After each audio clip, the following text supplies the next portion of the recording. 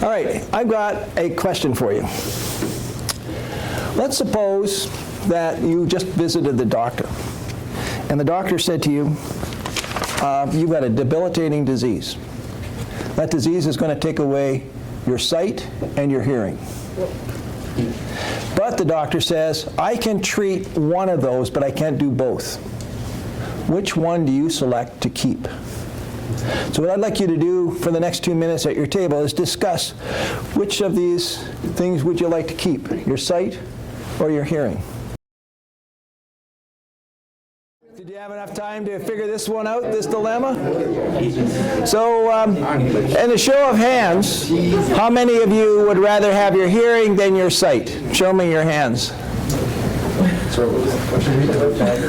Who of you would rather have your hearing than your sight? We've got two, okay.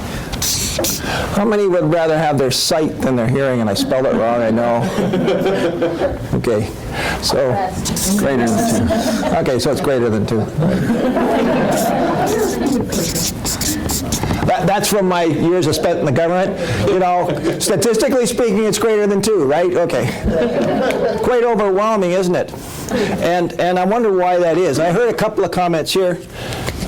You were saying about, you know, at the museum. What sort of triggered you there? No, it's just at the museum we've done an experience once, and I've done it myself. We had the ears covered. I had the ears covered at one point, and I found it really unenjoyable at all. I mean, it was. I didn't do that experience too much because I really didn't like it. I've done also with the glasses, with not seeing anything else. And for some reason, I've been able to do it longer because, I don't know, maybe I've been able to imagine the environment around. But still, I think it's still the same that I would like to keep.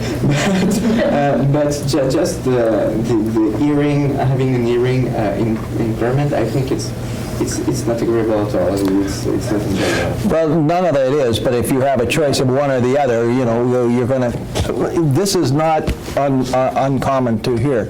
Overwhelmingly, we want to see more than we want to hear. Now, here's an interesting quote I got from Hege Kooimanjin, who's a writer for Psychology Today, and he wrote, a large body of research indicates that visual cues help us to retrieve and remember information. The research outcomes on visual learning make complete sense when you consider that our brain is really is an image processor, not a word processor. So obviously, what we're talking about today is quite important. That what we're looking at is in any kind of training experience that we have, isn't it the visuals that really are conveying the message more so than the guy standing up here going blah, blah, blah, blah, blah, right? So why do we use videos in training then? Why do you use videos in training? Anyone like to volunteer that one? Yeah. Well, I know in our case we're using video as a means of, we train people across the country. Unfortunately, we have a limit of time, a limit of budget, and the desire to still have all these people trained or have the trainer in front of them. Right. This allows us to have the trainer in front of them simultaneously. Right, and also where it's skills-based, it's better to see it than to be explained it, right? Anyone here do skills-based training? Yeah? Do you have videos? I have a few. Unfortunately, I've just switched businesses recently, so I have to build a new collection. But with the skill, someone can't see it. They're not like they reproduce. Absolutely, and remember how you learn how to drive.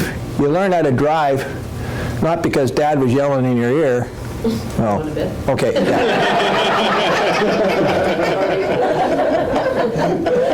It was because all of your senses were being focused on what you saw, and your reactions were based on what you saw. Look at what's the first thing a baby does in terms of its sensory activity? What is it? It's the eyes, looking around. Have you ever seen a newborn? If you haven't, my daughter-in-law is about to give birth. I'm going to go and watch this again. But the first thing that happens is they will be looking for the light stimulus. So what is some of the recent history? Well, hey, we all know this one, right? Anybody here not have a Facebook page? Never mind, Pat. Anyone not use Twitter? What? We gotta be, what a bunch of Luddites, holy gee. Oh, did I say that out loud? Sorry. Or this new thing called Periscope, have you heard of this? Heard of it? Yeah, this is where people can basically project live events if you have a few seconds of video time. But you know, the real mother of all video things is, of course, YouTube. Now, don't tell me there's nobody here who hasn't watched a YouTube video. Oh, phew, that's good. Now, the thing that I like about YouTube is that they've really gone to great lengths to make sure that we can do videos. They make it easy for you to put the videos up there, right?